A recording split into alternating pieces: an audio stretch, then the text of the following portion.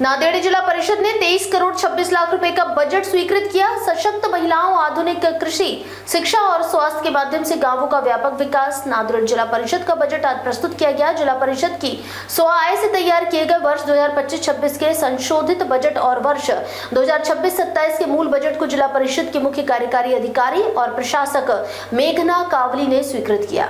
Yashwantrao Chavan hall में आयोजित बैठक में बजट को मंजूरी दी गई। मॅडम, आज दुसऱ्यांदा आपण जिल्हा परिषदेचं बजेट सादर केलं। पहिल्यांदा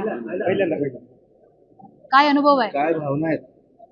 ते फर्स्ट ऑफ ऑल मला खूपच आनंद वाटते, कारण बजेट आम्ही प्रत्येक वेळेला एखादा मिनिस्टरनी वगैरे सादर करताना पाहिलं होतं, तेव्हा आम्हाला खूप मनात प्रश्न होते की याच्यासाठी एवढं का ठेवलं, कमी का केलं नाही. पण यावेळी प्लॅनिंग करताना मलाही खूप विषयाचा अनुभव आलेला आहे आणि मागील 1 वर्षापासून मी जिल्हा परिषदमध्ये काम करत असताना ज्या ज्या ठिकाणी मला कमी वाटलं, जसं मी सांगितलं की आपला हाय रिस्क जे प्रेग्नेंट वुमेन आहेत त्यांना पैसे एनॉमली स्कॅनसाठी पैसे नसतात आणि इन्फंट मोर्टॅलिटी रेट यात नांदेडमध्ये जास्त आहे. त्याच्यामुळे कधी मला मनातून असं होतं की याच्यासाठी काहीतरी करावं.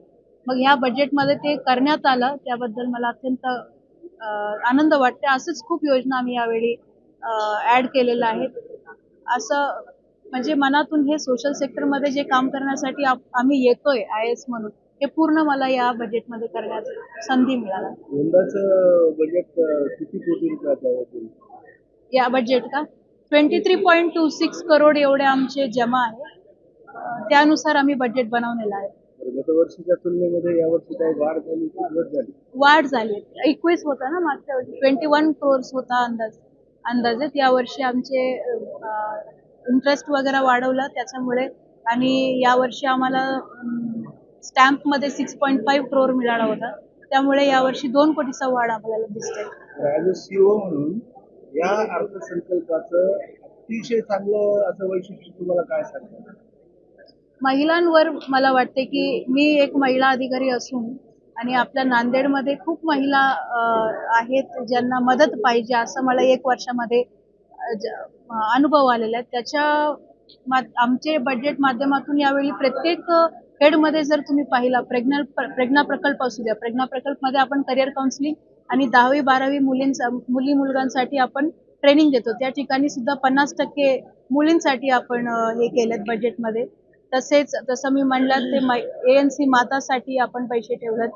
तसेच जे घटस्फोटित महिला आहेत, विधवा महिला आहेत, या महिलांसाठी त्यांचे जे मूळ आहेत म्हणजे सिंगल मदर्स असतात त्यांना मदत मिळूया म्हणून यावेळी आपण त्यांच्या शिक्षण आणि हॉस्पिटल बिलसाठी आपण पैसे ठेवलेले आहेत. तसेच महिलांनी जे स्वतःचा एंटरप्रेन्युअरशिप म्हणून नवीन बिझनेस उभा करायला त्यांना मदत जी आहे, असं खूप वेगवेगळ्या पद्धतीचे आपण महिलांसाठी यावर्षी सेस मधनं भारी तरतूद केलं. त्याबद्दल मला वाटतं की हे बजेट जे आहे ते महिलांसाठी आपण देऊ शकतो.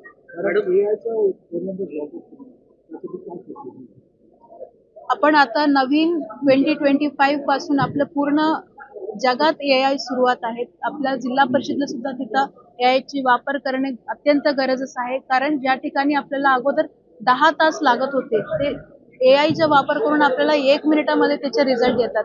पण तसं आपल्याला अगोदर आपल्या कर्मचाऱ्यांना आणि आपलं जे नांदेडकरी आहेत त्यांना ट्रेन करणे आवश्यक आहे. त्याच्यामुळे आम्ही AI चा वापरसाठी यावर्षी 10+25 असा पूर्ण 35 लाखची तरतूद ठेवलेला आहे.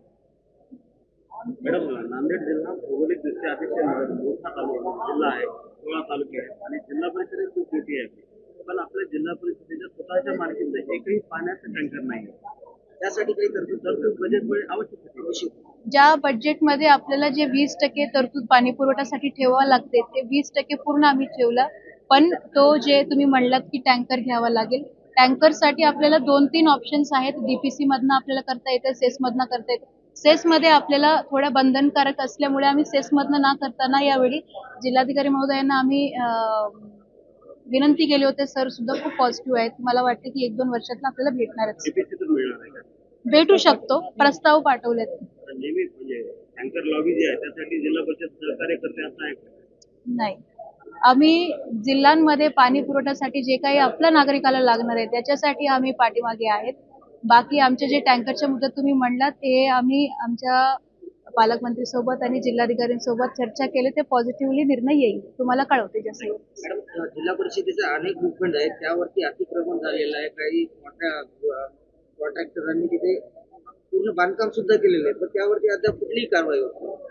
नाही, असं नाहीये की कारवाई होत नाही. खूप ठिकाणी आपल्या कोर्टामध्ये केस सुद्धा चालू आहेत. मी तसं तुम्हाला म्हणलं की युजली आपल्याला प्रॉब्लेम काय येते की जसं जसं आपण तिथं मोजमाप करण्यासाठी जातोय, काही नियमाच्या बंधनकारक असल्यामुळे तिथं आम्ही अडकतोय. त्याच्यामुळे यावेळी मोजमापची फेस त्याच्यामुळेच ठेवलं मी की आपण जे जे ठिकाणी मी म्हणजे जिल्हा परिषदचा मालमत्ता म्हणतोय त्या ठिकाणी आपल्याला मोजमाप करून ते जागा निश्चित करण्यासाठी आपल्याला ते तरतूद मिळू शकते.